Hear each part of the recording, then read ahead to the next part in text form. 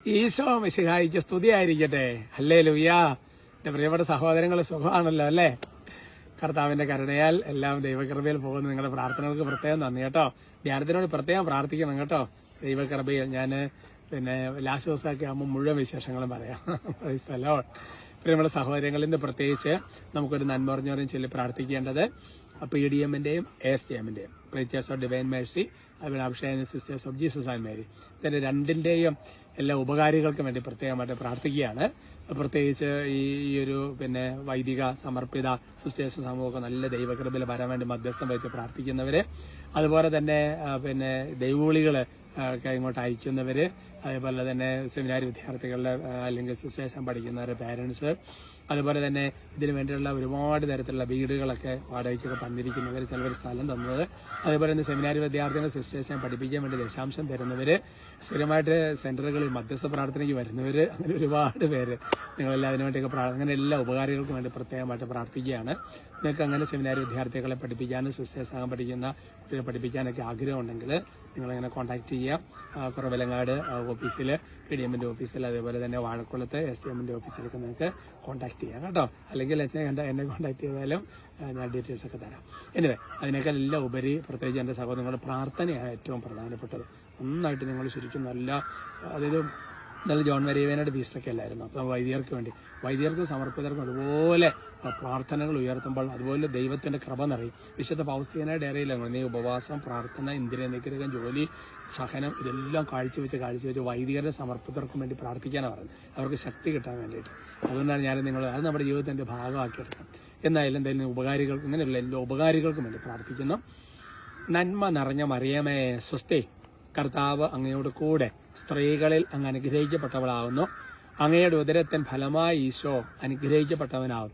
പരിശുദ്ധ മറിയമ്മേ തമ്പുരാന്റെ അമ്മേ, പാപികളായ ഞങ്ങൾക്ക് വേണ്ടി ഇപ്പോഴും ഞങ്ങളുടെ മരണസമയത്തും തമ്പുരാനോട് അപേക്ഷിച്ചു വരണമേ. ആമേൻ. Praise the Lord. പ്രിയമുള്ള സഹോദരങ്ങൾ, എന്ന നമ്മുടെ വിഷയത്തിന് കുഞ്ഞുങ്ങളെ വിളിച്ചായിരുന്നു എന്ന്. കുഞ്ഞുങ്ങളെ ഹല്ലേലൂയ. പ്രിയമുള്ള സഹോദരങ്ങളെ, ഇന്നത്തെ വിഷയത്തിന്റെ തലക്കെട്ടെന്ന് പറയുന്നത് 1 മക്കബായർ 10:61.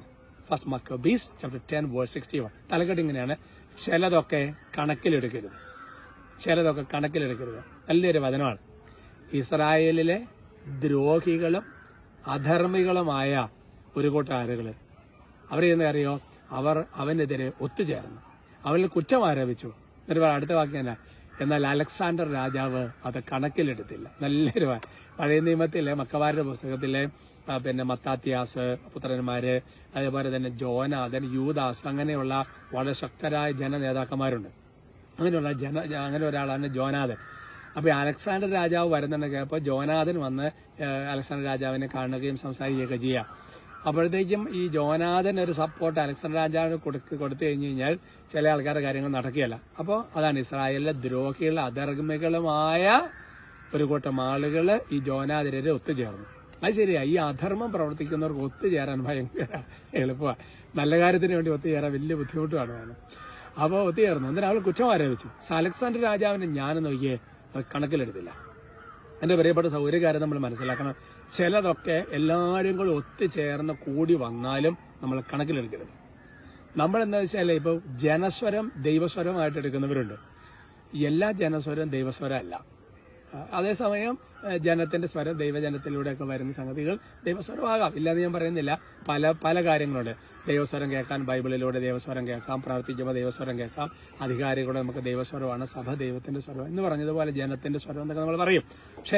പക്ഷേ അങ്ങനെയാണെന്നുണ്ടെങ്കിൽ ഈ ജനത്തിന്റെ സ്വരവും അല്ലെ ഈശോയുടെ കുരിശുമാണ് നിങ്ങൾ ചിന്തിച്ചു നോക്കിയേ. എത്രയോ മേഖലകൾ ദാനിയേലിന്റെ കേസൊക്കെ എടുത്തു നോക്കിയേ. അതുകൊണ്ട് നമ്മളെ സംബന്ധിച്ചിടത്തോളം ചിലരിങ്ങനെ വരുമ്പോഴത്തേക്കും നമ്മൾ ചിലത് വകവയ്ക്കരുത്. ചില മനുഷ്യർ ഞാനൊന്നും വകവച്ചില്ല എന്നൊക്കെ പറഞ്ഞാൽ ചിലപ്പോൾ നെഗറ്റീവ് അർത്ഥത്തിൽ നമ്മൾ പറയും. ഇതൊന്നും അല്ല, ഇത് വളരെ ക്ലിയർ ആയിട്ട് നമ്മൾ ചിലത് കണക്കിലെടുക്കരുത്. കേൾക്കുക, പക്ഷെ കണക്കിലെടുക്കരുത്. എന്നിട്ട് അറിയോ, ജോനാഥനെ ആ ദേശത്തിന്റെ പ്രധാന ആളാക്കി നിയമിച്ചിട്ട് ശരിക്കും പറഞ്ഞാൽ ഒരു സ്വീകരണം കൊടുത്തിട്ട് ഒരു എഴുന്നള്ളത്ത് പോലെ അങ്ങനത്തെ ഒരു പരിപാടികൾ അലക്സാണ്ടർ രാജാവ് വേണ്ടി ചെയ്തു.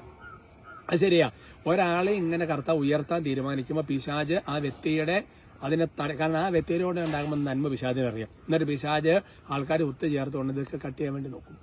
അതല്ലേ ഇപ്പോൾ ഒരു ഇലക്ഷനൊക്കെ വരുമ്പോഴത്തേക്കോ ഒരു തെരഞ്ഞെടുപ്പ് എല്ലാ തരത്തിലും, ഇതിപ്പോൾ രാഷ്ട്രീയം മാത്രമല്ല, അതൊക്കെ വരുമ്പോഴത്തേക്ക് ഉടനെ കാലുവാരുന്നു, അവിടെ പിടിച്ചിരുന്നു, അവനെതിരെ അപവാദം പറയുന്നു, വരച്ചു, എന്തൊക്കെ പരിപാടികളാണ് അല്ലേ.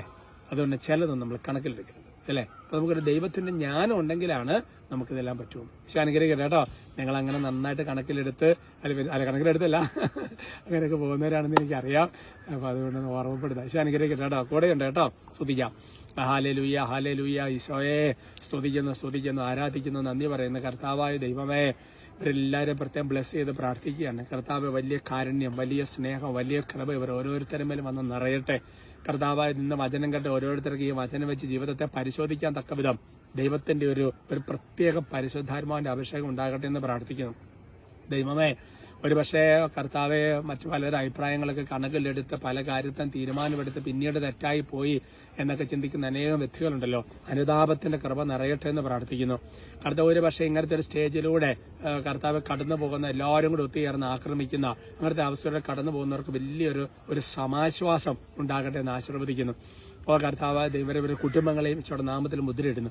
ദൈവമേ, പ്രത്യേകം ഇവരെ ആശീർവദിക്കുകയാണ്. പ്രത്യേകിച്ച് PDMന്റെ ACMന്റെ എല്ലാ ഉപകാരികളെ ആശീർവദിക്കുന്ന കർത്താവ്. അവരിലൂടെ ഞങ്ങൾക്കുണ്ടായിരിക്കുന്ന എല്ലാ നന്മയും ഗലാത്യ 1:24, മത്തായി 5:16 പ്രകാരം കർത്താവെ അങ്ങേ മഹത്വപ്പെടുത്തുന്നു. ദൈവം അവരെ അനുഗ്രഹിക്കുന്ന കർത്താവ്, കുറവില്ലാതെ സംരക്ഷിക്കുന്ന കർത്താവ്. ദൈവമേ, അവരുടെ കുടുംബത്തിന് ഞങ്ങളുടെ പ്രാർത്ഥന നന്മയായി ഭവിക്കട്ടെ. അവരുടെ ആവശ്യങ്ങളിൽ കർത്താവ് വൈദികരുടെ ഉണ്ടാകാൻ ഇടവരട്ടെ എന്ന് അനുഗ്രഹിക്കുന്നു. അവരുടെ കുടുംബം ദൈവോളി ഉണ്ടാകട്ടെ എന്ന് ആശീർവദിക്കുന്നു. നമ്മുടെ കർത്താവ് ഈശോമിശിഹായുടെ കൃപയും പിതാവായ ദൈവത്തിന്റെ സ്നേഹവും പരിശുദ്ധാത്മാവിന്റെ സഹവാസവും നിങ്ങൾ എല്ലാവരോടും കൂടി ഉണ്ടായിരിക്കും, ഇപ്പോഴും എപ്പോഴും എന്നേക്കും. ആമേൻ.